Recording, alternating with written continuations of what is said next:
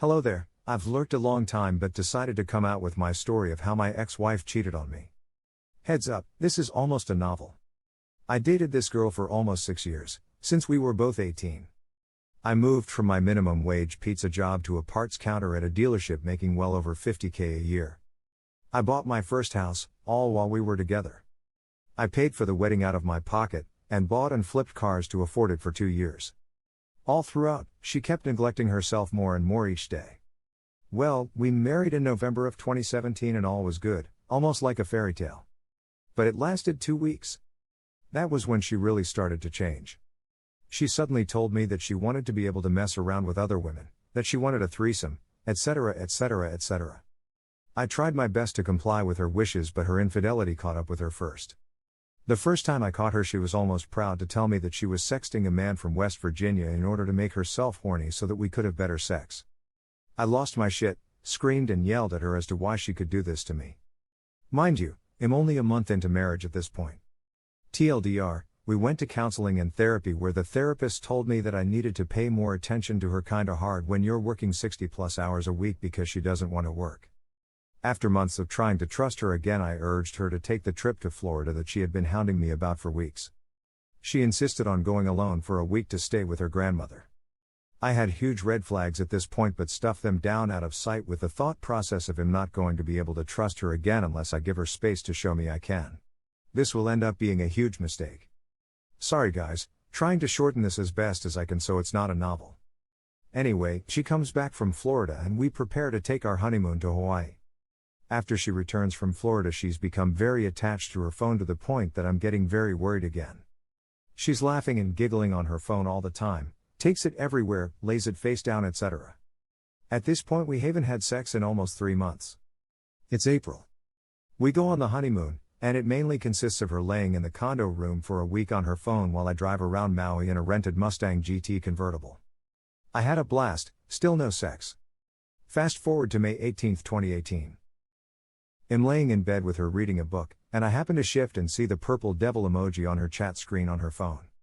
Something is not right, Therese, only one time you used that emoji. I lay back down and just try to shake it off, trusting her, but in about 6 seconds I have to know. I pop up and say, "What was that chat, honey?" She shows me a different screen and I grab her phone and pop back to the other chat. What I saw was my entire body melting out through my toes. She was sexting and video chatting and talking with this man about some of the kinkiest shit I have ever seen. She talked down on me to him, told him I was emotionally abusive, told him she was ready to leave me and missed the time she spent with him in Florida.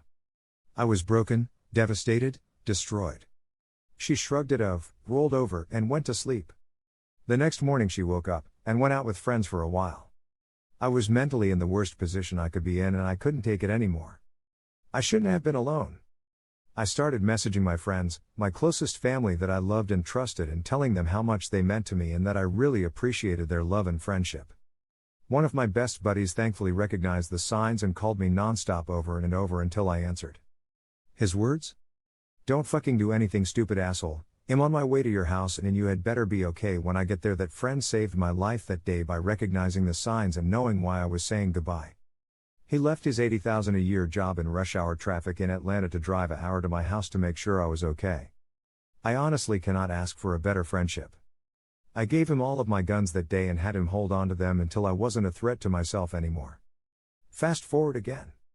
It's June 2018, I am back in counseling and therapy with my ex-wife and nothing is really changing my mood about this situation. I go to work every day, come home, clean, go to bed. After talking to many trusted family members and spilling my guts to them, I decided I was faced with only one option. I had to divorce her.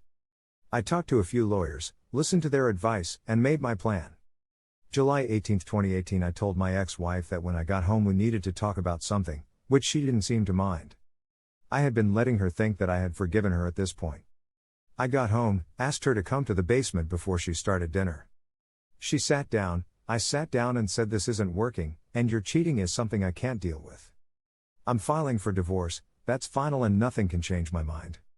You can stay at the house until you find somewhere to go, but the house was mine premarital and I'm keeping it."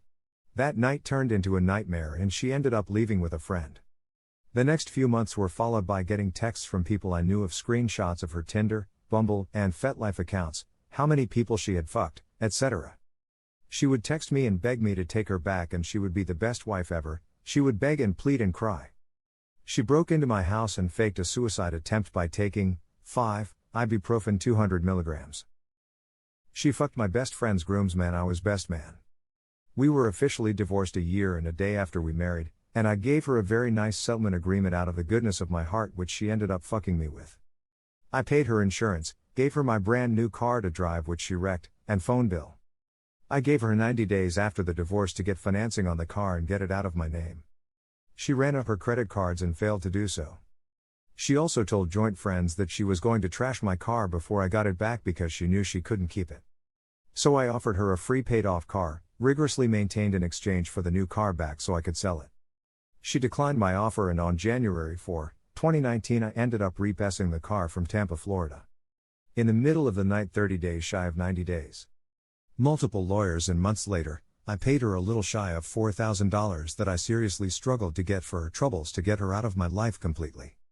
I left out a few details, but I'm already at 2 pages on this and seriously doubt anyone has gotten this far in the story of my mistake of a marriage. On a good note, I have met the most wonderful woman in the world who means absolutely everything to me. She's funny, beautiful, smart, loves sex, and pays attention to all of the little things in life and in a relationship. I would not trade her for anything in this world. I guess some good comes from all the bullshit in life. I still can't believe that she has put up with all of the ex-drama throughout most of it, and she's a fucking trooper for that. Here are some best comments. Damn bro. Sorry to hear you were married to a freaking sociopath. Just remember not to be blindsided again. I know this new relationship seems perfect right now, and for your sake I really truly hope it is everything you dream it will be. But please keep the blinders off this time. Have trust and openness in this new relationship, but educate yourself on warning signs and red flags and stay vigilant too. Best of luck. Not to cast a shadow on your new relationship, but you aren't the best judge of character.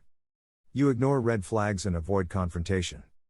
I would be careful about putting anyone on a pedestal so soon. Especially if you have kids. Other than that, congrats and good luck.